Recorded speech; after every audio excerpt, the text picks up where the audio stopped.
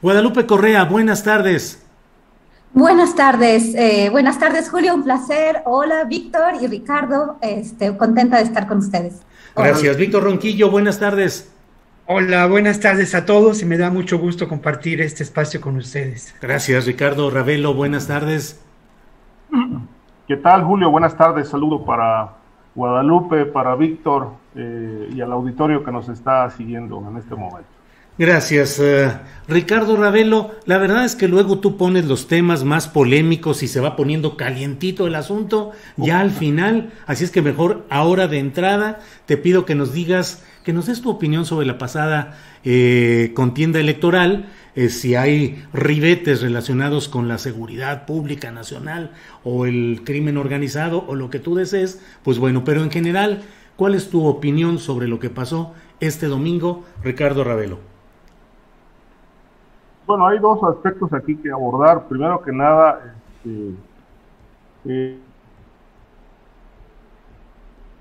la violencia que la antecedió, que fue atroz, tremenda la violencia política, más de 80 agresiones en este proceso electoral. Morena avanza muy bien en el país, gana 11 de 15 gubernaturas, se posiciona en varios estados donde en la primera vez, porque bueno, la elección de 2018 ganó algunas, pero en este caso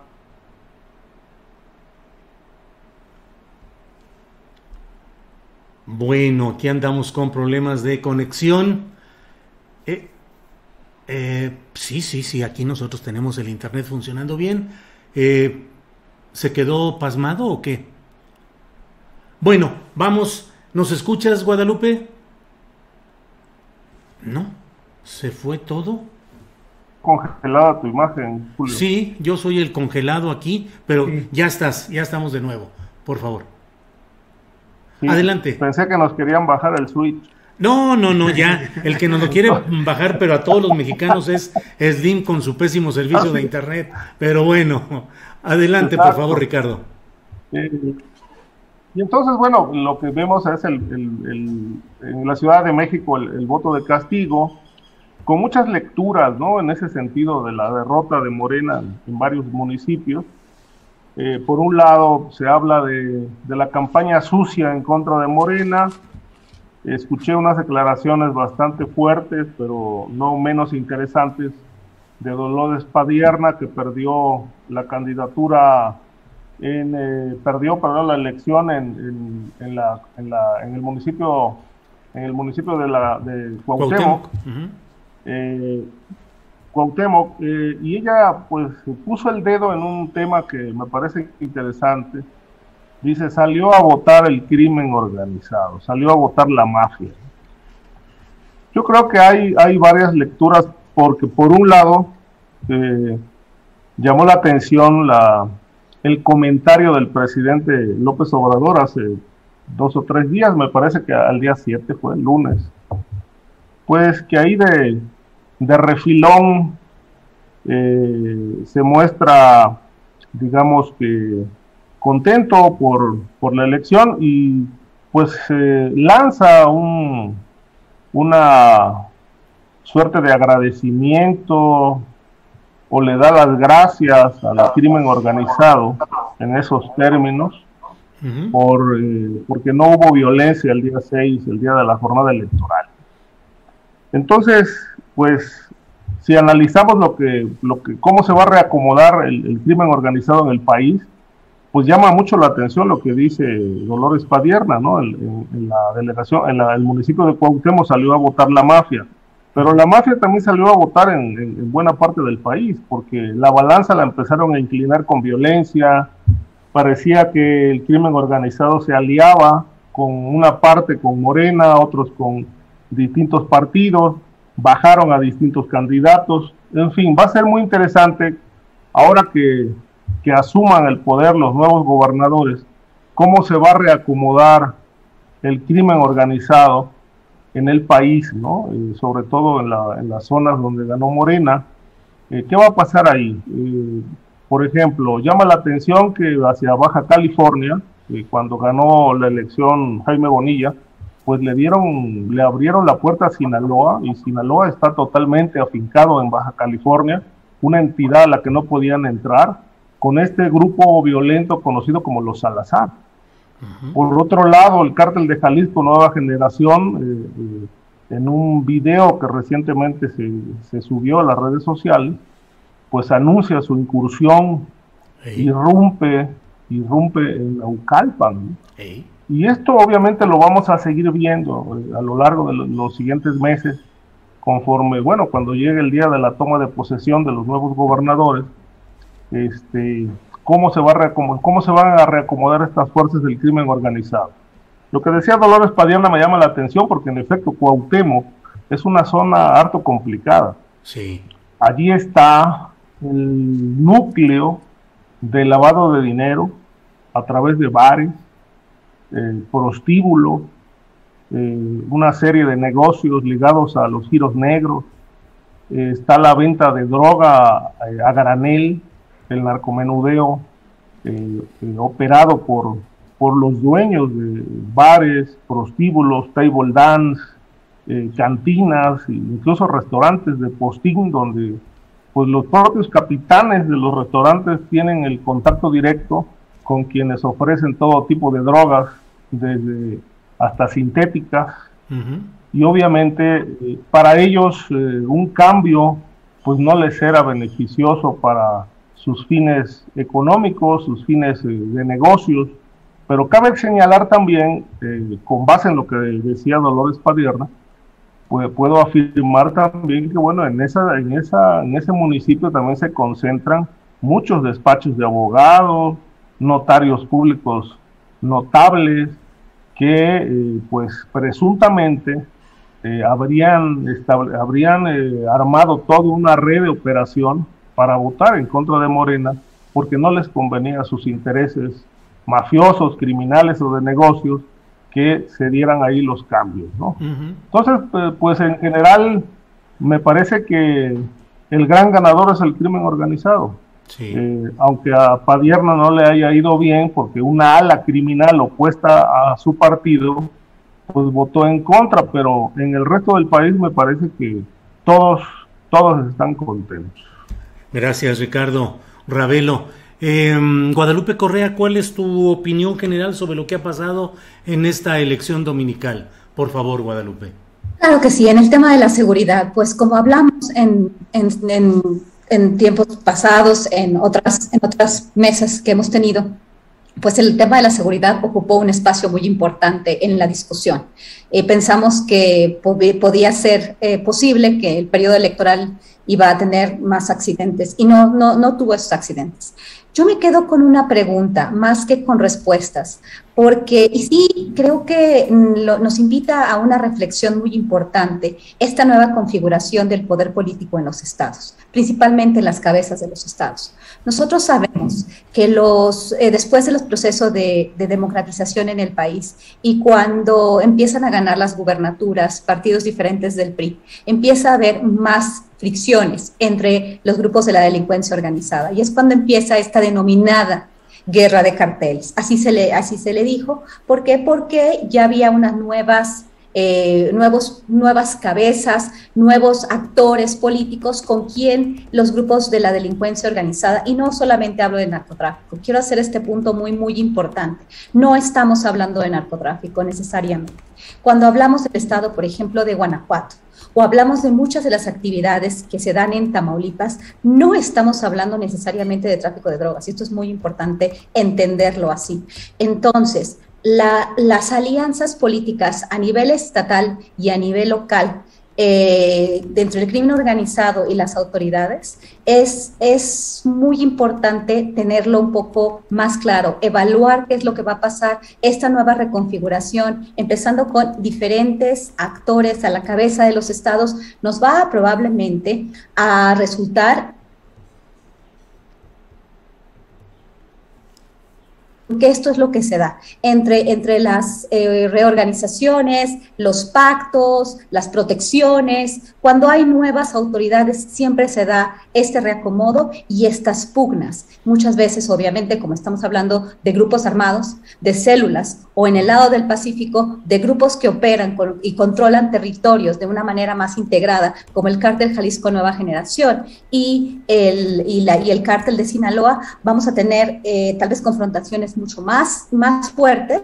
Y, por ejemplo, el caso del estado de Sonora me parece que va a ser muy complicado, porque aquí no solamente tenemos carteles o grupos paramilitares criminales, sino tenemos recursos naturales como el litio, y bueno, tenemos una nueva cabeza del estado, un nuevo partido gobernando el estado de Sonora. Yo creo que aquí tenemos que centrar nuestra atención. En el norte del país va a haber problemas, me da la impresión, porque a la par, al analizar los carteles o analizar los grupos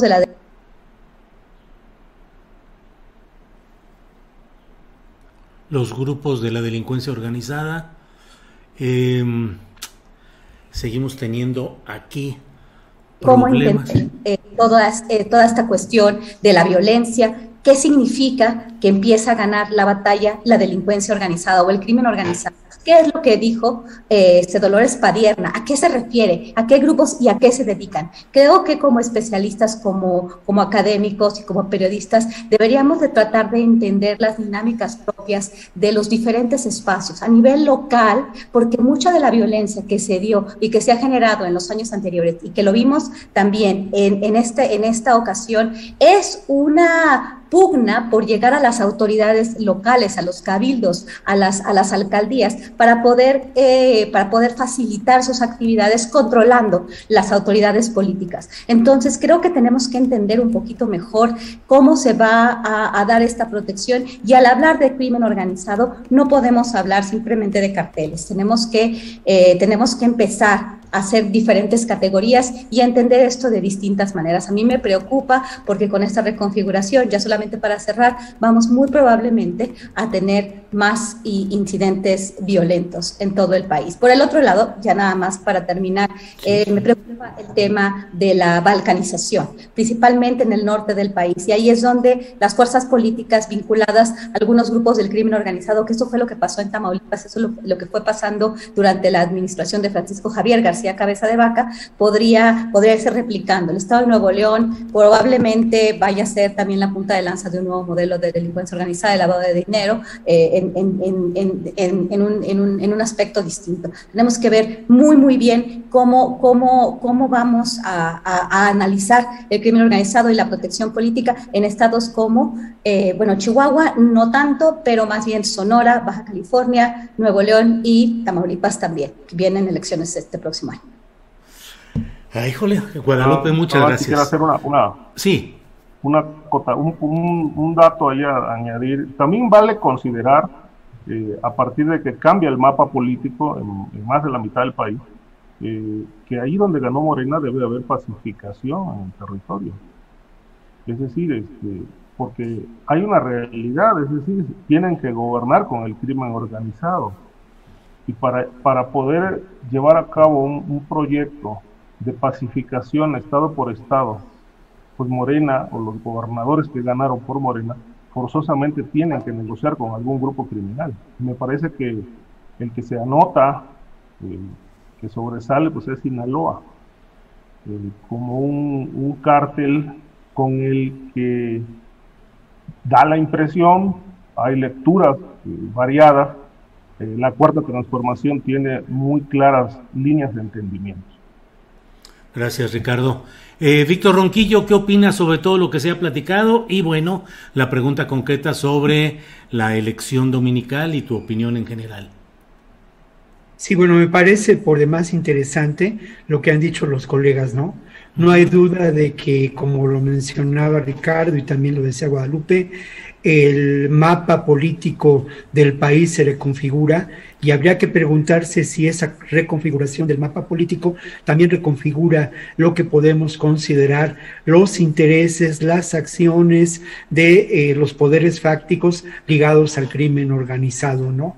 Me parece que hay elementos para pensar que esto sin duda tendrá que ocurrir. La reconfiguración puede ser violenta, puede ser a partir de negociaciones, o puede simplemente, si somos optimistas, pensar que esta reconfiguración tendrá que ver con una lucha del Estado mexicano para tratar de erradicar estos poderes fácticos que sin duda se gestaron y fortalecieron en los años del neoliberalismo, ¿no?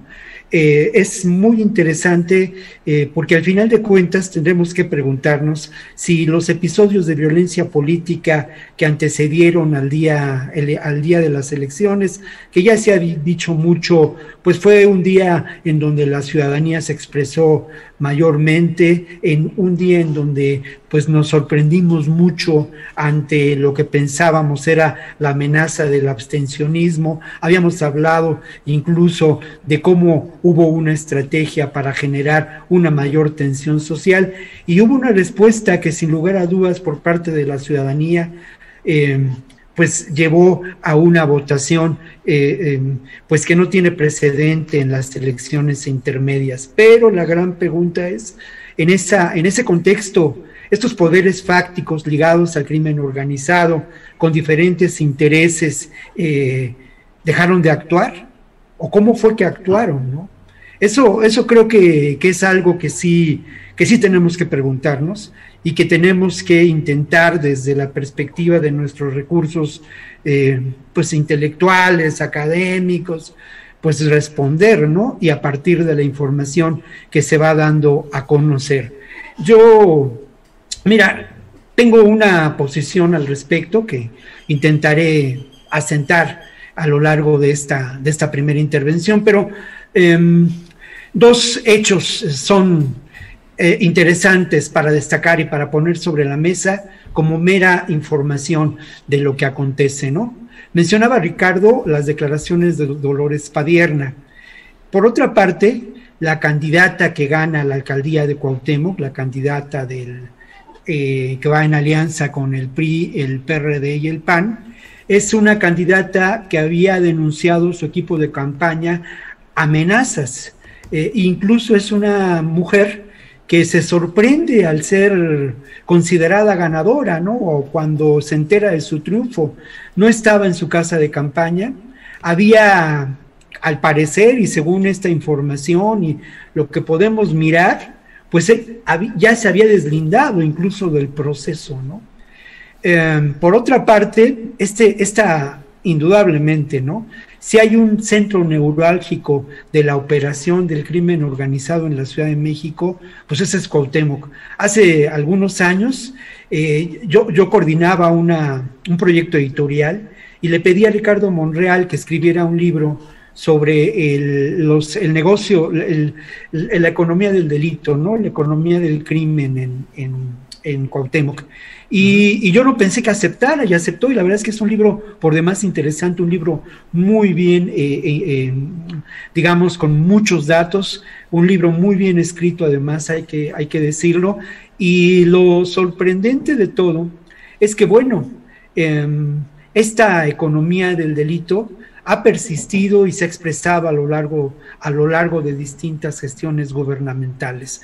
Y digo sorprendente porque al final de cuentas, sin duda, si hubo una administración de la alcaldía, entonces de delegación Cuauhtémoc, que estableció alianzas con los poderes fácticos como el clientelismo, como la red de ambulantes, y que sin duda permitió la operación de grupos criminales dedicados al narcomenudeo, a la extorsión, al cobro de derecho de piso, pues históricamente se da de manera determinante en la época de Padierna.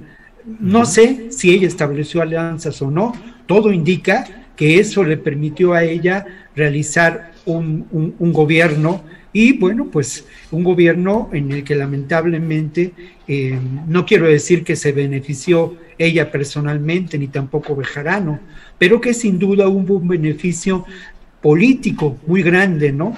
Para que ellos, este sector tan lamentable, tan oscuro del PRD, mantuviera controles políticos que incluso a ella la llevan después al Senado, que la llevan a ser candidata de Cuauhtémoc y que mantienen a Bejarano en la impunidad.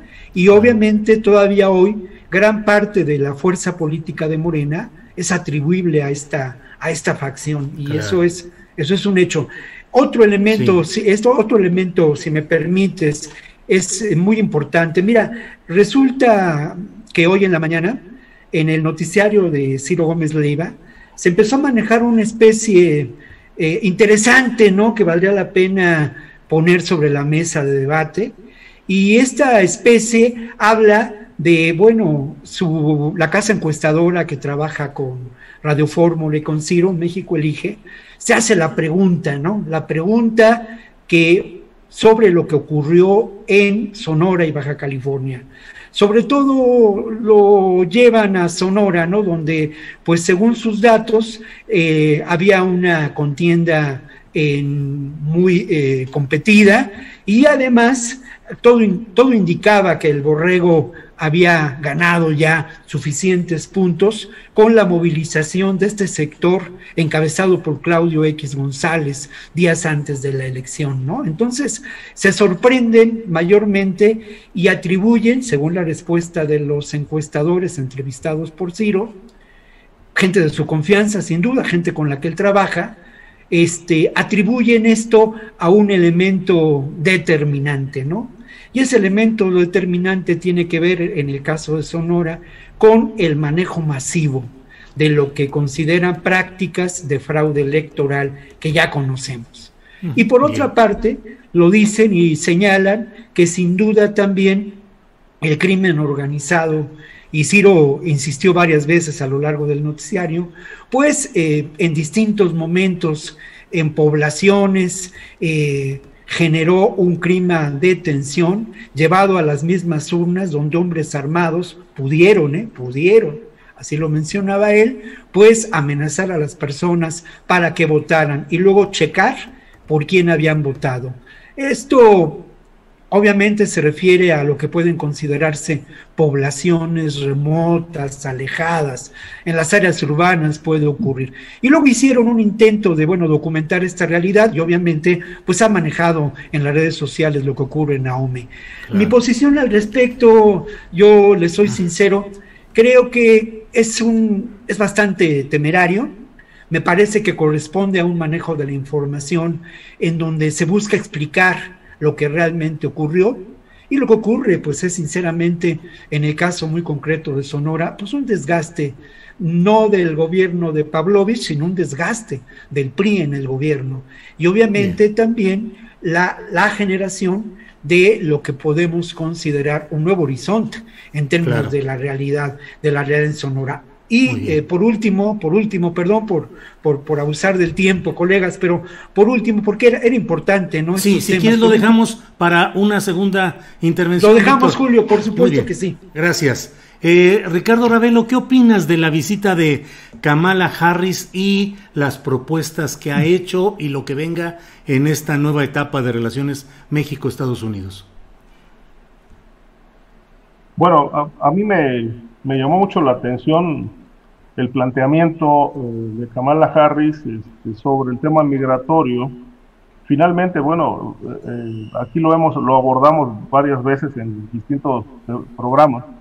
Finalmente, pues cobra forma una agenda de trabajo que pues estaba ahí pendiente, que no se aterrizaba, aunque me parece que no se incluyeron otros temas importantes, ¿no? Como por ejemplo el asunto de la reforma energética y la militarización, que eran temas que también entiendo que se tenían que debatir entre los dos países, los dos gobiernos. Pero mira, el hecho de que ya se hayan anunciado inversiones, que haya habido ya encuentros con los presidentes de Centroamérica para ir perfilando un proyecto un proyecto ambicioso, según leo, para frenar la migración o para regular algún tipo de migración con las visas de trabajo, con todos los derechos laborales, para lo cual, bueno, ya se dispuso de una suma de dinero, más de $100 millones para México. Pues yo creo que esto va tomando un camino que no lo vimos en la administración pasada, la de Donald Trump, ¿no? Es decir, en aquel gobierno pues represivo, se planteó como una solución construir un muro, ¿no? Pero me parece que ahora el muro que se va a construir o se pretende construir es un muro con inversiones, con empleo, con vivienda, con una política migratoria que pues pinta más o menos por ahora viable, a reserva de que, bueno, esto se lleve a cabo pronto, y además tampoco va a ser un tema que se va a solucionar creo que en esta administración, ¿no? Es un tema a muy largo plazo, pero por lo menos se sientan las bases de un proyecto ambicioso que puede generar frutos si esto se concreta, si se llevan a cabo las políticas establecidas, lo que se ha planteado. Y por otro lado, me llamó también la atención que en este tema tan pues polémico como es el migratorio, pues se está analizando y se está viendo como darle una solución de manera integral. Obviamente aquí incluyen también el asunto de la delincuencia organizada, el tema de las redes de polleros, el tráfico de drogas, todo lo que de alguna manera ha dinamitado y ha generado violencia alrededor de la migración. Es decir, no podía ser de otra manera, es decir, no se puede tratar de resolver el tema migratorio sin tomar en consideración también cómo se va a enfrentar a la criminalidad ligada a este negocio del tráfico humano. Me parece que aquí pues se pone un punto interesante para el gobierno mexicano, sobre todo por la política que ha planteado el presidente López Obrador de no combatir al crimen. Entonces yo creo que aquí se tendrán que ajustar algunas tuercas en relación con todo lo que ocurre en la frontera sur, sobre todo en el tema criminal ligado al asunto migratorio, el negocio del tráfico humano, donde, bueno, pues se tendrá que perfilar una política de combate que no me parece que el gobierno en este momento la esté haciendo, la esté llevando a cabo, ni siquiera en el tráfico de drogas, ¿no? Como lo mencionamos hace un momento. Pareciera que la política es más bien negociar, y obviamente no está mal, pues, no está mal, pero tampoco lo dicen. Ese es el mutismo oficial. No hay combate, no hay política antidroga, pero tampoco dicen qué están haciendo. Hablan de las causas, pero me parece ya un discurso muy desgastado. Si están negociando con crimen organizado, pues que lo canten, que lo hablen, que den a conocer los pormenores de la negociación. Yo no veo otro camino para enfrentar al crimen organizado. Si no hay combate, debe haber algo, y creo que hay negociación. Ahora, retomando un poquito lo que dije hace un momento, en los estados donde va a gobernar Morena, que bueno, es la mitad del país y un poquito más, se apostaría a que en esos territorios pueda haber una suerte de pacificación. ¿A partir de qué? A partir de negociaciones con un cártel.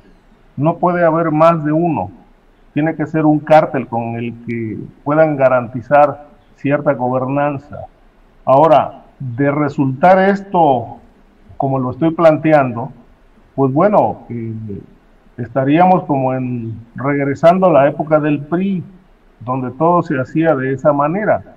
Se pactaba directamente con el crimen, con un cártel o con dos, y de alguna manera se garantizaban cierta viabilidad en los gobiernos de los estados.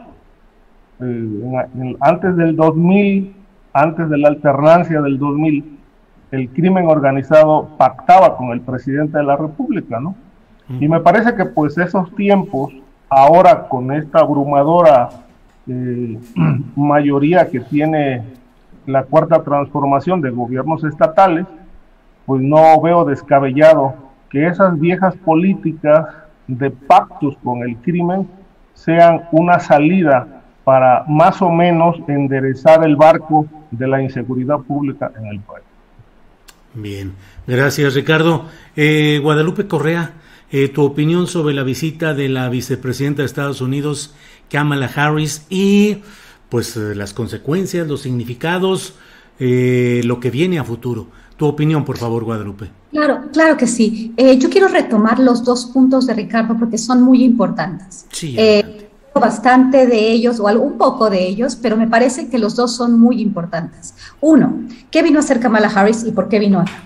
Ya lo habíamos dicho, ya lo he dicho varias veces. Ella vino el día después de la elección, bueno, no vino exactamente el día después, se esperó otro día, un día después de que ya tuvieran resultados electorales, pero también para ver cómo ya estaban conformadas las fuerzas políticas del país después de las elecciones intermedias, ¿no? Y entonces iba a tener como una actitud tal vez diferente dependiendo de la mayor fortaleza o mayor debilidad en la que hubiera quedado el gobierno mexicano. Y al parecer el gobierno mexicano, sí, como dice Ricardo, pues por primera vez está representado por gobernadores en muchas partes del país. Hubo pérdidas en la ciudad, pero bueno, es importante que de alguna forma, y lo veo yo así, el presidente salió, si no tablas, mejor. Yo creo que salió fortalecido de cierto sentido. Creo que el papel de Kamala Harris, y ahí sí es donde difiere un poco en relación a lo que muchos mexicanos piensan de la administración de Joe Biden. En México se ve o se percibe la administración de Joe Biden y a Kamala Harris como dos actores bastante consistentes o bastante fuertes, y en realidad no es así. En la opinión pública estadounidense, después de la visita de Kamala Harris a Guatemala y a México, el Partido Republicano, los grupos antimigrante tuvieron una crítica muy importante a Kamala Harris, y también los grupos más progresistas, más de izquierda del Partido Demócrata, porque ella en Guatemala dijo no vengan. Entonces quedó muy mal. En realidad se está cuestionando inclusive sus posibilidades porque no se le considera un actor muy bueno para estas negociaciones, y esta cuestión era un pequeño ejemplo de cómo es una gran prueba que ella tiene, ¿no? En realidad es un problema importante para Estados Unidos el tema de la migración, y se percibe en Estados Unidos tanto por el ala más radical del Partido Demócrata como por los republicanos que quieren que se cierren fronteras, como una visita fallida y como una vicepresidenta fallida. Y yo la veo como una vicepresidenta y una política migratoria fallida.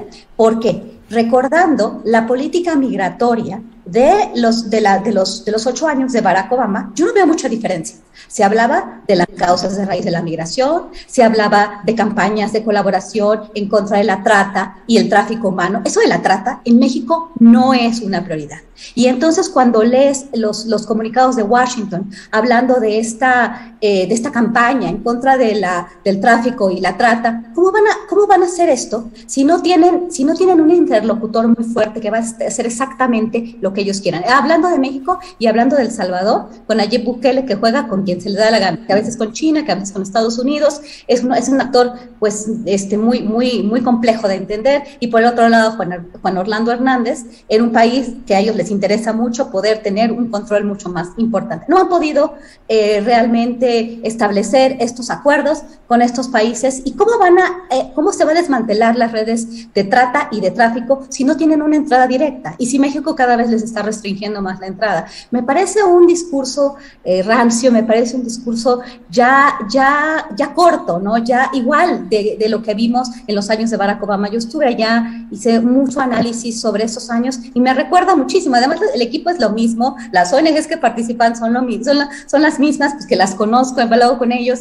y es así como si ya volvemos a lo mismo que nunca nos sirvió, porque en el año 2014, un año y medio antes de que perdiera las elecciones Hillary Clinton, el partido demócrata, no se había logrado absolutamente nada con las mismas políticas que quieren reciclar y con el mismo discurso que quieren reciclar, con el combate a la corrupción, con la nueva CICIG, que no es una CICIG, que ahora va a operar desde Guatemala, porque los otros dos no son mis amigos, entonces voy a operar un combate contra la corrupción de la mano de Naciones Unidas, de la mano de las ONGs, y cada vez pierden más credibilidad estas ONGs que las tuvieron, quizás sí, en la época de Calderón, en época de Enrique Peña Nieto, pero ahorita las ONGs están muy, muy desangeladas. Entonces realmente fue una visita bastante desangelada de su parte, y me llama la atención que Estados Unidos, dentro del mismo territorio, no tiene no se percibe tanta fortaleza como sí la perciben en México. Por otro lado, quiero hacer un pequeño paréntesis relacionado con este punto muy importante que menciona Ricardo, con el tema de los pactos. Vivimos en otra época, y yo sí estoy un poco muy en contra del tema de los pactos en un sistema político ya como el mexicano. Se podía pactar cuando estaba el sistema del PRI. ¿Por qué? Porque era un control absoluto de las gubernaturas. Cuando empieza esto a cambiar, empieza a reconfigurarse diferente el mapa político mexicano con la llegada de la democratización, es cuando ya no se puede pactar. Morena no puede pactar porque no tiene todas las gubernaturas, porque no tiene todas las alcaldías, eso fue lo que trató de hacer el PRI cuando ganan las elecciones. El primer año de Enrique Peña Nieto se trató de volver a los años priistas y tuvieron una falla brutal. Morena va a llegar y no se puede, Morena no tiene el poder para pactar, y llegando a las gubernaturas le faltan muchas alcaldías, y además de todo van a haber muchos recomodos. Yo no creo que el tema sea pactar, y además si se pacta, si estamos hablando luego de temas de crimen organizado transnacional, hablando de trata y tráfico humano, ¿que pacte quién? Morena con las personas de aquí, si estamos hablando de redes que operan de varios lados de las fronteras, ¿no? Que operan en Triángulo Norte, que operan en México, que operan en Estados Unidos. Los pactos no son una política efectiva, y mucho menos hablar de campañas en contra de la trata y del tráfico humano cuando no estás realmente desmantelando las redes, y cuando no estás reconociendo que también hay mucha corrupción del lado de tu lado, del lado de Estados Unidos. Yo veo que no están haciendo las cosas bien. La única manera cómo se puede reducir el tráfico, la trata y el abuso a los migrantes sería realmente con una cooperación muy importante en los términos de todos los países, no solamente de Estados Unidos. Muy bien, gracias, Guadalupe. Víctor Ronquillo, el tema de Kamala Harris, su visita a México, consecuencias, significados. Adelante, por favor, Víctor. Lo primero que diría es que pactar sería criminal, es criminal, o sea, no hay más, no puedes pactar con el crimen, o sea, puedes, y puede ser una política, pero es una política deleznable, no hay, no hay que oponernos a ello, no hay que normalizarlo, no, jamás. Bueno, ahora en relación a lo de Kamala, mi lectura es diferente a la de los colegas, ¿no? Mira, lo primero que habría que mencionar es que Estados Unidos intenta reconfigurar un liderazgo absurdo, lo que voy a decir, pero perdido con la época de Donald Trump. Un liderazgo importante a nivel geopolítico en el continente americano. Y en ese intento de recuperar el liderazgo, busca una interlocución con un país que en estos momentos se ve beneficiado por lo que podemos considerar la derrama de dólares y la derrama de promesas por parte del gobierno más poderoso del mundo. Y ese país es Guatemala. La visita de Kamala Harris a Guatemala igual se llevó a cabo de una manera express en un día y medio de trabajo, pero tuvo una mayor calidad en términos políticos. Y esa calidad tuvo que ver, sin duda, con esta premisa que no podemos olvidar. Estados Unidos no tiene amigos ni aliados, tiene intereses. Y esto fue determinante en la visita de Kamala Harris. Cuando hablo de liderazgos, sin duda también era muy preocupante el que en términos del problema de migración, el Partido Demócrata, el gobierno actual de Estados Unidos, recuperara ese liderazgo, pero también recuperara la posibilidad de liderazgo en la solución planteada. Ya nadie se acuerda, ni López Obrador se acuerda de la idea de llevar adelante el Sembrando Vida en la región de Centroamérica, nadie. Y obviamente esto le confería a México la posibilidad de llevar adelante ese liderazgo, de plantear políticas, desde mi punto de vista, progresistas en términos de esta realidad, que además se reflexionaba o se apuntaba la importancia de ordenar la migración. Creo que esto hay que mencionarlo, Lo otro, bueno, hay más elementos, ¿no? Lo otro es que hay que preguntarse, hay un cambio, como se dice, de paradigma en términos de la relación y las negociaciones políticas por parte del actual gobierno de Estados Unidos con México, con Guatemala, con Honduras, con El Salvador. A mí me parece que en el discurso, ¿no? En el discurso se ha dejado de lado el asunto de la seguridad fronteriza y se ha abonado a trabajar en términos de las causas, ¿no? De abatir las causas. Pero en los hechos, lo que ocurre es que el control fronterizo, las preocupaciones de seguridad, lo que implica en términos de el control político de Latinoamérica, en términos de geopolítica, eso es un hecho, y eso sigue expresándose, ¿no? La derrama de dólares en México alcanza un aspecto muy importante. 140 millones de dólares o 130 millones de dólares para una posible reforma en el ámbito laboral. Y esto tiene que ver otra vez con los intereses del actual gobierno de Estados Unidos. Así como en Guatemala se busca abonar recursos para desarrollar la agroindustria, que seguramente servirá para abastecer de alimentos y para generar otro granero posible, ¿no? Distinto al del norte de nuestro país en Guatemala. Así también el asunto de la reforma laboral es pertinente, porque no hay duda de que en este contexto el actual gobierno de Estados Unidos y el Partido Demócrata ve la urgencia de un apoyo fundamental en quien ha sido determinante para sus acciones políticas y que lo puede ser también para dejar atrás los terribles resabios que existen en la derecha norteamericana ligadas al discurso trumpista. Y ese sector es ni más ni menos que el sindicalista.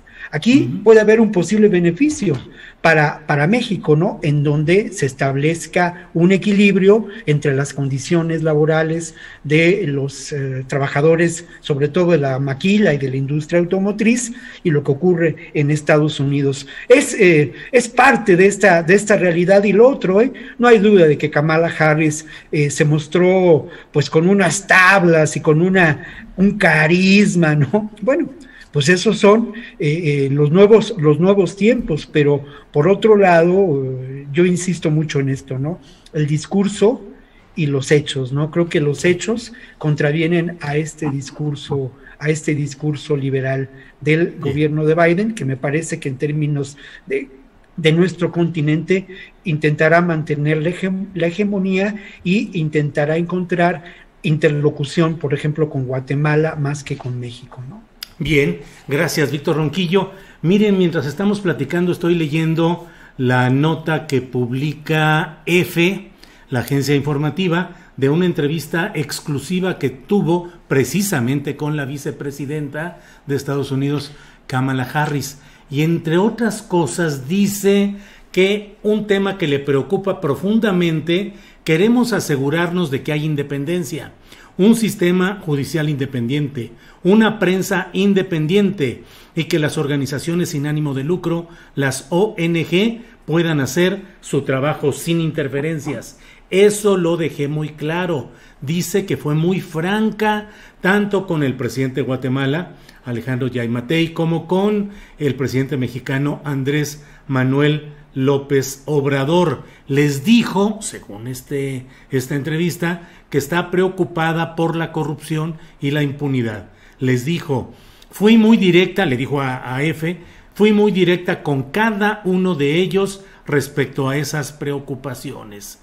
No está de más recordar que en Guatemala hay una gran polémica acerca de una ley sobre organizaciones no gubernamentales, y por otra parte en México pues los señalamientos hasta en nota diplomática del presidente López Obrador referente a Mexicanos contra la corrupción y la impunidad, entre otros apoyos a estas organizaciones. ¿Qué opinas sobre esta entrevista y lo que dice Kamala Harris que le dijo a López Obrador, Ricardo Ravelo? Sí, bueno, esto lo destacó bien en su conferencia aquí en México, poco antes de irse a Washington. Planteó el tema de la corrupción, incluso hubo un señalamiento en el sentido de que también les preocupaba en demasía el tráfico de fentanilo. Y que, bueno, ahí salió el dato que confirma de dónde vino la orden de militarizar los puertos. Es decir, algo que no nos habían dicho, sino que se había planteado como una medida del gobierno mexicano para combatir la corrupción portuaria. Pues bueno, ahora salió el dato de que la preocupación de Estados Unidos era, entre otras cosas, el tema del tráfico de fentanilo. Y bueno, entiendo que pues le ordenaron al gobierno de México militarizar los puertos, y a partir del 1 de junio la Marina se ocupa de la seguridad portuaria. Obviamente, digamos que atendiendo esto que Kamala Harris llamó como una preocupación para el gobierno de Estados Unidos. Ahora, el tema de la corrupción, sin duda, o sea, entiendo que es una preocupación también del gobierno de México, una bandera del presidente López Obrador para enfrentar esto, pero pues es que hablar de corrupción es hablar de muchas actividades, y no es la corrupción nada más de robarse el presupuesto, ¿no? o de ganarse una lana con una obra pública, o el diezmo, o el moche. Y la corrupción también es criminal, ¿no? La corrupción a nivel de los estados es terrible, ¿no? Los acuerdos a nivel de los municipios, con el crimen organizado a nivel de los estados. Y bueno, aprovecho aquí para también mencionar algo a propósito de esta situación que planteé de los pactos, que bueno, por lo visto le sorprendió bastante a Guadalupe y a Víctor, el tema de los pactos. ¿Hay alguna otra forma de que la delincuencia organizada opere impunemente en México y en el mundo? Es decir, voy a plantear un hecho que me parece que es irrefutable. Es decir, o sea, la delincuencia organizada, la mafia. Sí, perdón, Ricardo. Sí, la delincuencia organizada o la mafia no ha sido derrotada nunca en ningún lugar del mundo ni en ninguna época de su historia. Ha habido ciertos combates, pero en todo el planeta, la delincuencia organizada ha pactado y ha negociado con los gobiernos. Eso terminó pasando en Italia, terminó pasando en Colombia. Colombia, por ejemplo, que se preció mucho el gobierno de Colombia de haber enfrentado a los cárteles más poderosos de ese país para acabar con el narcotráfico. Bueno, lo único que hicieron fue darle la vuelta al tema, diversificaron el asunto, se convirtieron los cárteles poderosos en grupos casi invisibles, pero Colombia sigue siendo el narcoestado de siempre, el gran exportador de droga en el mundo. ¿Cómo? Con pactos, con acuerdos, y de esa manera bajaron la violencia. Sí, pero ve lo que está pasando en Colombia realmente. El gran tema es ese, el gran tema es la ética y la ética política. El gran tema tiene que ver con un orden distinto mundial. O sea, claro, nos encontramos en un proyecto de sistema mundo fallido. El problema del cambio climático, el problema de la realidad social, ahí está. No podemos avalar los arreglos criminales. O sea, no. Pero ocurren, y aquí ha operado. Pues sí, pero tenemos que ir contra ello y no justificarlo. Guadalupe. Y tenemos que oponernos desde la perspectiva periodística, reflexiva. No, ocurren, pero eso no los justifica. Yo quiero dar dos ejemplos de cómo no funcionan los pactos. No funcionan los pactos mafiosos. Es imposible y va más allá. Creo que yo estoy muy de acuerdo con Víctor en el hecho de pactar con criminales es criminal. Entonces es un acto criminal en sí mismo, como lo hace Estados Unidos cuando de alguna forma pacta en su sistema de justicia con los criminales y luego comete injusticias, es este mismo sistema. Pero hay dos ejemplos importantes. La tregua en El Salvador. Yo pude hablar en una ocasión con Raúl Mijango, fue uno de los artífices de la tregua en El Salvador, en el gobierno de Funes. Y supuestamente fue algo muy bueno. Él me explicó y yo de alguna forma reproduje lo que él había dicho, que me pareció muy importante. Pero ¿qué pasó después de que termina la tregua? ¿Cómo se forma la tregua? Dándole a los prisioneros, a las personas que estaban en las cárceles, a los líderes, mujeres, prebendas en las prisiones, y la sociedad cada vez estaba peor. Y de bajar el número de homicidios a la mitad, al principio de la tregua, vuelve a subir y vuelve a subir más en el año 2015, 16, 17, que fue cuando yo pude ir a El Salvador. Esto es una cosa. ¿Qué hizo Francisco Javier García Cabeza de Vaca? Hizo exactamente lo mismo. Dijo, yo voy a venir aquí y voy a pactar con una parte del cartel del Golfo. ¿Y qué fue lo que hizo?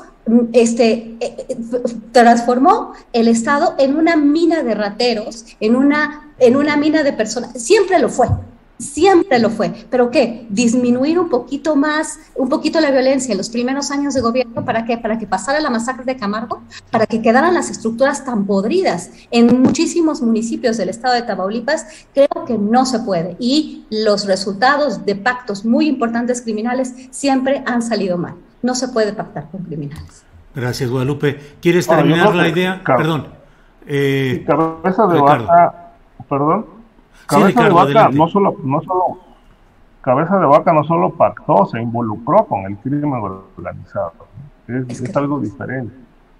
Yo pienso que es lo mismo. Pero, por ejemplo, los expedientes judiciales, yo lo que estoy planteando es abordar el problema desde políticas públicas transparentes. Es decir, por ejemplo, en el tema del lavado de dinero. ¿Por qué se lava dinero en el mundo? Porque se necesita. No es por otra cosa. Se necesita y se permite y se tolera. El tráfico de drogas es lo mismo, hay consumo. Se tolera.